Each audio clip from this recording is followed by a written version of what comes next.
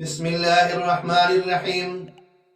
سامعین و ناظرین ذی احترام، اللہ رب العزت نے نبی پاک صلی اللہ علیہ وسلم کے ذریعے امت محمدیہ کو جو فرائض اور احکام عطا فرمائے ہیں، ان میں نماز جیسی عبادت کو یہ خاص مقام حاصل ہے کہ عرش بری پر نبی پاک صلی اللہ علیہ وسلم کو بلا کر معراج سے سرفراز فرما کر یہ تحفہ عطا فرمایا۔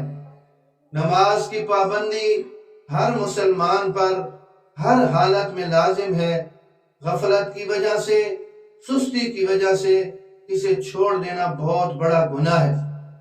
چنانچہ روح البیان میں یہ بات موجود ہے کہ آخرت میں جو شخص دنیا کی حکومت، سلطنت اور ریاست کی وجہ سے نماز سے غافل رہا ہوگا تو قیامت کے دن آخرت میں اس کو بہانہ بنانا چاہے گا اور یہ عذر پیش کرنا چاہے گا کہ میں تو بادشاہت کی وجہ سے، حکومت اور سلطنت کے کاموں کی وجہ سے نماز نہیں پڑھ سکا۔ تو حق تعالی ارشاد فرمائیں گے کہ حضرت داؤد اور حضرت سلیمان علیہ السلام کو بلایا جائے۔ جب وہ حضرات تشریف لائیں گے تو اللہ رب العزت ارشاد فرمائیں گے اس بے نمازی سے کہ یہ دیکھ، یہ دونوں بادشاہ تھے، اگر کسی کو حکومت یا بادشاہت، سلطنت اور ریاست کے معاملات نماز سے روک سکتے تھے تو پھر ان دونوں کو نماز سے کیوں نہیں روکا؟ تو اپنی بادشاہت کی وجہ سے نہیں روکا رہا، بلکہ غفلت کی وجہ سے تو نے نماز چھوڑ دی، تو نماز سے غفلت کی وجہ سے روکا رہا۔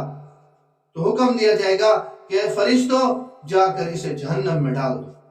اسی طرح اگر کوئی بیماری کا بہانہ بنانا چاہے گا، بیماری کا عذر پیش کرنا چاہے گا، تو اللہ رب العزت ارشاد فرمائیں گے کہ حضرت ایوب علیہ السلام کو بلایا جائے۔ حضرت ایوب علیہ السلام کو بلایا جائے گا اور اس بے نمازی کے سامنے کھڑا کیا جائے گا اور کہا جائے گا کہ اگر بیماری کسی کو نماز سے روک سکتی تھی تو پھر ایوب کو بیماری نے نماز سے کیوں نہیں روکا؟ تو بیماری کی وجہ سے نہیں روکا رہا، بلکہ تو اپنی غفلت کی وجہ سے، سستی کی وجہ سے کوتاہی تو نے کی ہے، نماز کو چھوڑ دیا ہے۔ تیرا یہ بہانہ، یہ عذر نہیں چلے گا۔ حکم دیا جائے گا کہ فرشتوں، اسے بھی جا کر جو ہے وہ جہنم میں ڈال دو۔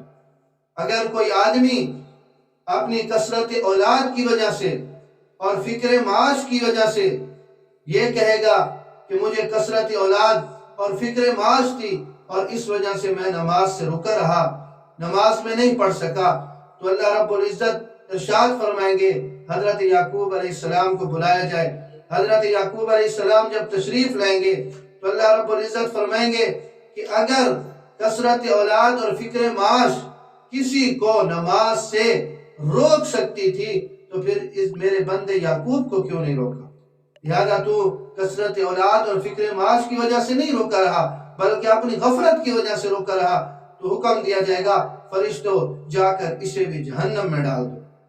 اگر کوئی عورت اپنے خاوند کے ظلم و ستم اور اسی طرح کوئی مرد اپنے آقا، مالک اور حاکم کے ظلم و ستم، جور و جفا کو بہانہ بنانا چاہے گا کہ اس مالک، آقا، حاکم کے ظلم و ستم کی وجہ سے مجھے مہلت نہ مل سکی کہ میں نماز پڑھتا، مجھے وقت نہ مل سکا۔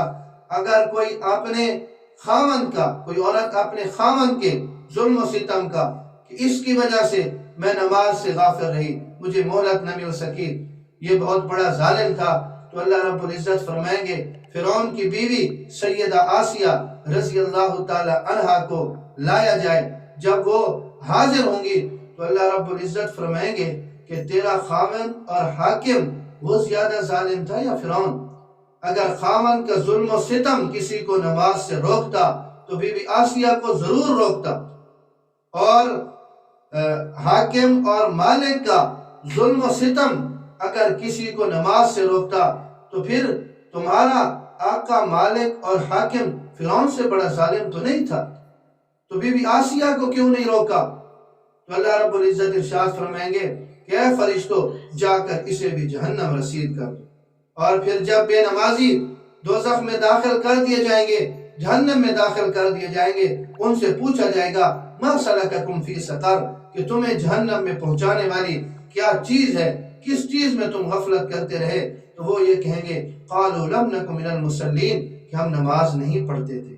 اس لیے نماز جیسے عظیم الشان فرض عبادت اور حکم الہی کو سمجھیے اور اسے پس پش نہ ڈالیے، بلکہ اسے ادا کرنے کی کوشش کیجیے۔ اس کی پابندی ہر مسلمان پر ہر حالت میں لازم ہے۔ اللہ رب العزت ہمیں دین کی سمجھ اور اس پر چلنے کی توفیق نصیب